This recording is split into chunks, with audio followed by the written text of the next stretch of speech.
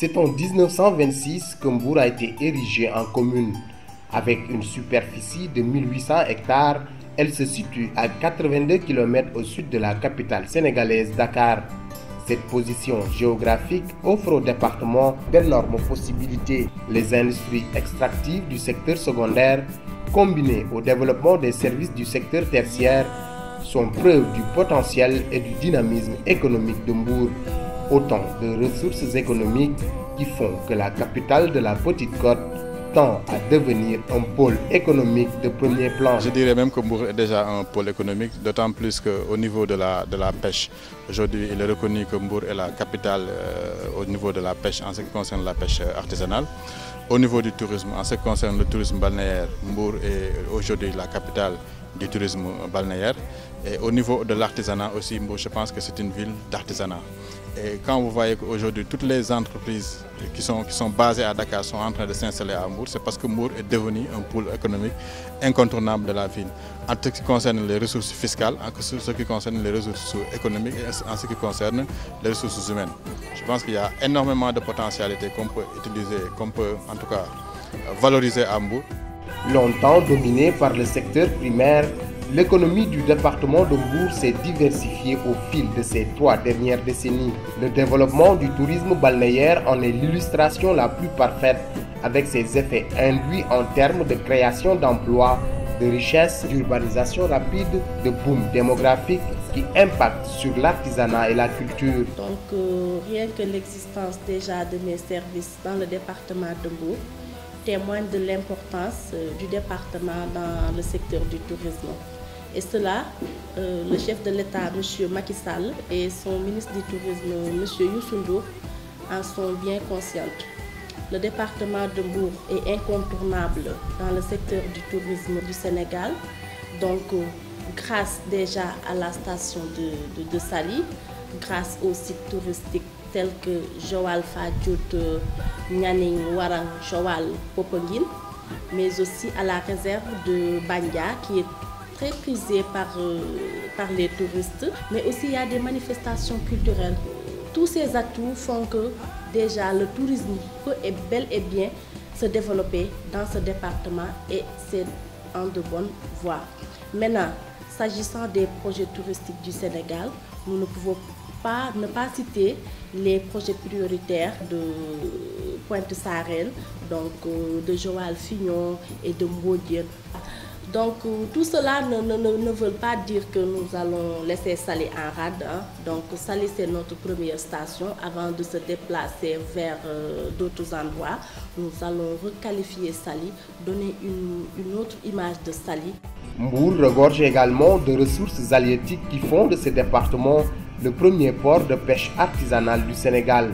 En effet, chaque année, des centaines de milliers de tonnes de produits halieutiques sont extraits des eaux de la commune, faisant de la filière pêche locale le premier poste d'exportation et de rentrée de devises. Le département de Mbour, c'est le premier département de pêche artisanale maritime du Sénégal, avec un parc piroguier qui avoisine 4500 embarcations. Donc, les débarquements annuels sont estimés à 168 000 tonnes de produits pour une valeur commerciale de 33 milliards. C'est un département qui regroupe 5 postes de contrôle des pêches maritimes. Donc, le poste de contrôle de Mbour, de Joal, de Popenguine, de Nianing, Pointe-Sarène et de Ngapam. Donc, nous avons aussi dans le département 12 centres de débarquement.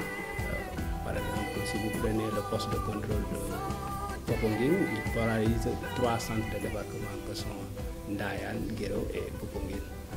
Donc nous avons aussi une forte présence d'unités de transformation industrielle. Nous en avons 9 dans le département. Nous avons aussi 12 fabriques de glace qui sont établies au niveau du département.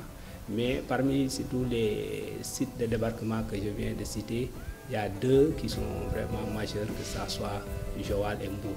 Joal, c'est le premier centre de débarquement de pêche artisanale du Sénégal, avec en moyenne 10 000 tonnes de produits débarqués par mois. Mbour, c'est le premier quai de pêche d'exportation pour les produits qui sont destinés à l'Union européenne. Si la culture est au début et à la fin du développement, comme le disait le défunt président poète Léopold Sédar Senghor, Mbour ne sera pas à la traîne de l'émergence. En effet, Mbour est l'une des villes les plus culturelles du Sénégal au regard des ethnies qui y vivent en bonne intelligence.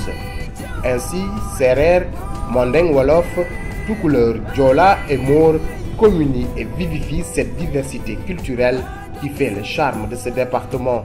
Comme dans un conte de fées, concours de circonstances, on a eu la chance, nous à Mbour, que toutes ces ethnies, en passant par les îles du Saloum, en passant par la Petite Côte, en passant par l'intérieur, en passant par Joal Fadiout, toutes ces ethnies maintenant se retrouvent à Mbour.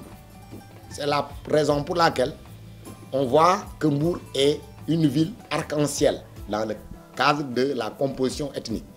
Cela s'explique aisément parce que déjà, quand tu vois la nomination et ou l'appellation des quartiers de Mbour, mais cela coïncide exactement à cet arc-en-ciel dont je fais par allusion tout à l'heure.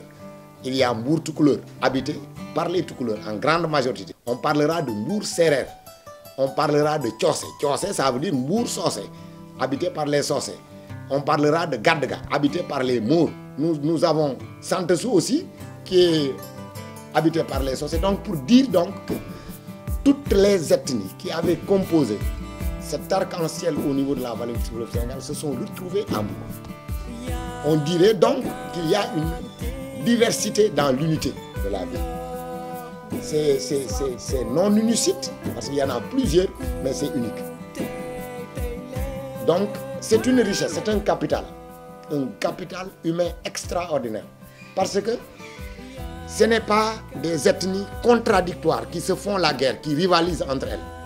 Mais ce sont des ethnies qui sont complémentaires. Tel un mendiant assis sur de l'or, Mbour peine à trouver la voie du développement. En effet, le département fait face à de nombreux défis. Aujourd'hui, il y a un défi qui est majeur, c'est le défi au niveau des infrastructures.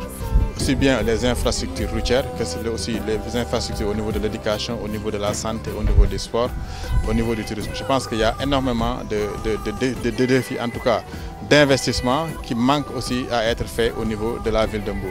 Moi je pense qu'au niveau administratif, il y a un travail à faire au niveau du découpage administratif pour que Mbour puisse bénéficier de toutes ces ressources-là.